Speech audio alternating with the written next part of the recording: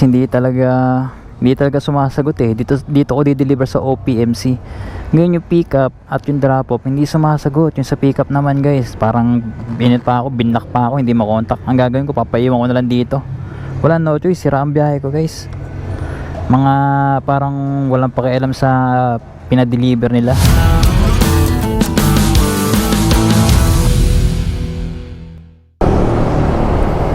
Guys, merong ano dito sa likod natin, may sports car. May Mustang color green. Antayin natin mag-overtake. Hindi yata mag-overtake to. Ayun, tanawin nyo ba guys? Yan, ma-overtake na guys. Ma-overtake na guys. Hello. Uy, ang angas. Babae pa driver.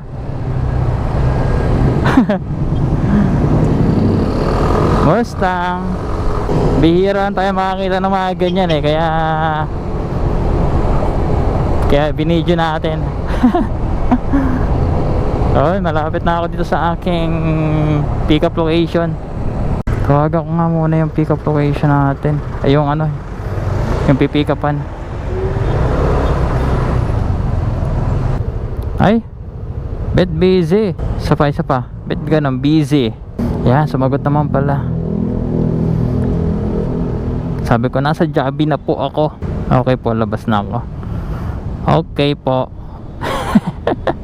Wala ka pwestuhan kasi guys, ang init eh. Dito ako. Kusad pa tayo. Yan. Dito lang tayo. Siya kaya ito. Ay, yan sir.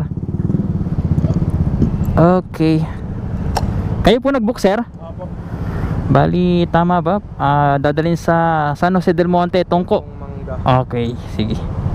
Picturean ko lang sir. Ito po yung contact number mo pagdadala. Sige. Picturean ko lang sir. Okay. Yung payment sir, siya na? Hindi, ako po. Kayo? Sige, magkano ba yun? 285. Okay. Thank you sir. Okay. So yun guys, nakakuha natin ng ating booking. 285 ang fare, binigyan tayo ng 290. So dito tayo lalabas. So try nating hanapan ng ano to ng kasabay. Guys, nakatawid din tayo. Ito nga pala ang ating first booking for today. At what's up sa inyo? Samahan nyo ako ulit sa panibagong araw ng ating pag-deliver guys. At ngayon ang biyahe natin ay Malolos to San Jose del Monte. May biyaheng 1 hour and 29 minutes with 40 kilometers at medyo mahaba-haba ito. Try na lang nating hanapan ng kasabay. So guys, update ko kayo dahil medyo malayo-layo ito, no? At focus muna tayo sa ating driving. Nadaan na naman ako dito guys sa may bypass papunta ng Philippine Arena. Ngayon lang ulit ako nadaan. Dapat talaga guys kasi hindi ko kukunin yung ganito kalayong booking. Ngayon kasi ang target ko ngayong araw, yung kikitain ko, gagamitin natin sa pagpapamaintenance nito, sa change oil, gear oil, yan. Diyan ko gagamitin ngayon yung kikitain natin. Kaya kinuha na kagad para kumita na tayo. Kahit medyo malayo. Dati kasi kumukuha ako ng malalayo kahit Manila. Okay din kitaan, kaya lang nalayuan kasi ko. Tapos minsan pagka nakapag drop off na tayo, ang hirap kumuha pabalik. Yun ang naging problema natin, kaya nalulugi tayo sa gas. Ngayon, kaya ako kinuha to para makasibat na tayo ng maaga-aga. At sana may makuha tayo pabalik pagka na-drop off na natin to sa San Jose del Monte. Dami na pala na bago dito. Ngayon na lang talaga ako nakadaan dito eh. Overtake. Pakita ko sa inyo ang Philippine Arena. Sarap dumaan dito guys. Ganda pa ng daan. Meron pang ano pang tawag dyan? May ganun ako dati pero yung inaano lang yung paa, hindi pa jack. Pasok pag ganyan pinagbibigyan natin. Yan, ito yung nadadaanan pag nasa nasa expressway. Eh ngayon, nadadaanan na natin ang nakamotor. Diba? Kay ganda ng Philippine Arena, diba? O may booking pa tayo pumasok. Woo! Kunin natin yan. Yun. Kita nyo guys, nakakuha pa tayo ng booking. Double book tayo. Kaya lang hindi ko alam kung saan banda, baka bumalik tayo. Pero unahin natin to. Oh, Philippine Sports Stadium and Philippine Arena. Ganyan kaganda dito, di ba? Sarap dumaan. So guys, tingnan ko muna yung yung nakakuha natin booking. Gabay dito. Kailangan nakakita dito yan ah. Yo, whoop, yeah. Chill lang takbong kabayo lang. So guys, paling lang tayo dito. Opya, yun. Pick upin lang natin guys, no. Apa, Site Avenue sa may Pandi. Okay. Okay na po to. Yung payment doon na lang po. Okay, thank you. Opya. So guys, ito. To ano naman to Pandi. Sayang naman, 'di ba? Di ginawa natin. Para tayong nag rides.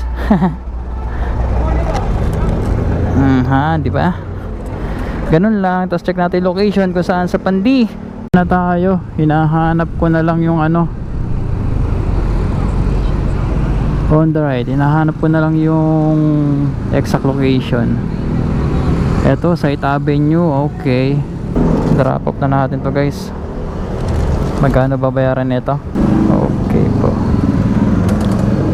Ito po. Picturean ko lang po. 121 po. 121. Okay na to? Ay, akala ko okay na. Sukli yan. Magkano sukli? 79. Tama. Kinalki mo dyan, oh.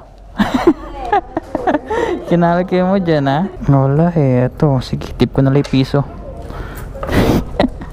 Baligtad Okay, thank you. Okay na yan, na-drop off na natin. Next naman natin ay yung pupunta ng saan ba to? San Jose del Monte. Sana may daan dito. Alam ko may daan naman dito eh. Nadaanan ako dito, nagbebenta ng mga sibuyas. Parang mura lang eh. Tingnan ko nga. Check nga natin. 35 kalahati. Isang kilo sa puti, magkano? 40. Sa pula? 70 po ang kilo. Ang kilo. Okay. Hindi po kayo mamili, bossing. Kalahati, gano'n ba karami yun? Marami-rami. Mura ata dito. Bossing, mura lang kaming O dahil sabay sa palengke kasi nakapwesto yun O sige, saka sige, kalahating pula. Sabagay. 40, 55. 55 O, di may panluto na ako sa bahay. Thank you Oh guys, kasi ang mura lang naman kasi talaga. O, ibubuhol ko muna dito yan. So at least meron tayong pansangkap sa bahay, di ba? Kasi mura naman talaga eh. Hiningit lang natin yon. Ilan ba ang battery ko? Uy, malaw pa pala tayo. So palit na tayong battery guys. Guys, nandito na ako sa sa drop off. Kaya lang yung pin mali eh. May subdivision dito ang pinapadaan ako. Kaya lang ala naman tagos doon, malayo, iba yung pin. Kaya medyo tayo, natagalan tayo dito. Sige, di matuntun eh. Wala eh, yung building lang mismo eh. Sige. Sundan na kita. Sige. So yun guys, nagpatulong tayo kasi wrong pin to eh. Tapos hindi sumasagot yung pinag-pick upan ko sa Malolos, tutot lang. Tapos yung sa drop off, hindi rin sumasagot. Kasi sinamahan tayo ni Paps. Grabe. Wala naman daw siyang ginagawa. Ngayon hanapin namin. Hindi kasi nasagot talaga guys eh.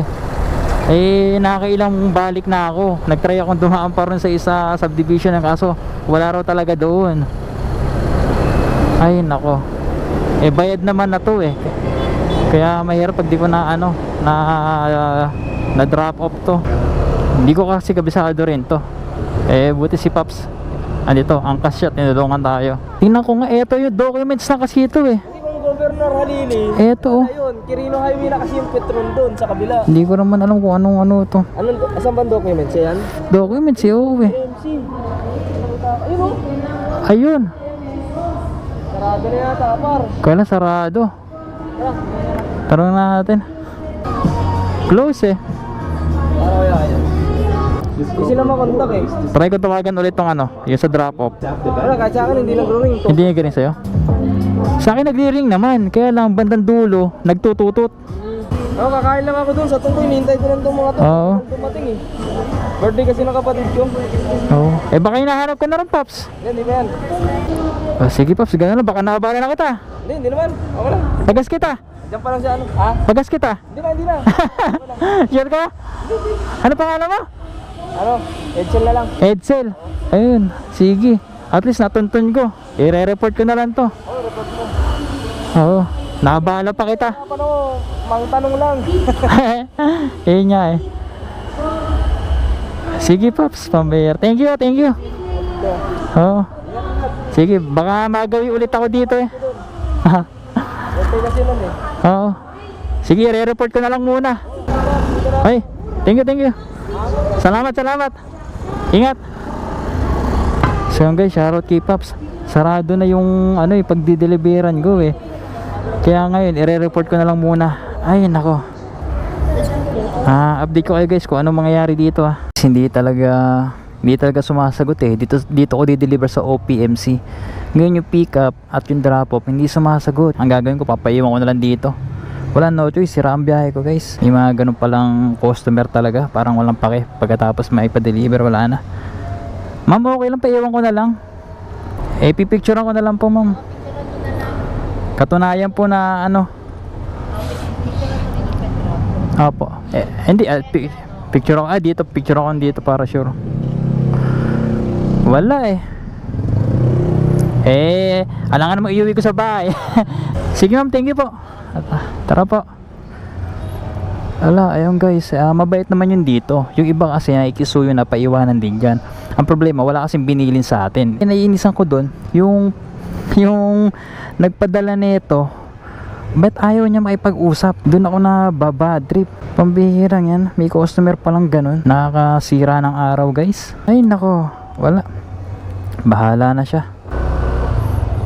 Ayan guys, recorded naman to kung sakaling magreklamo siya. Eto, papakita ko sarado. Tapos ayaw nyo kumontak. Ilang beses ko tinatawagan saka text. Ayan. Tayo mag ng bagong booking. Kung makuha pa tayo.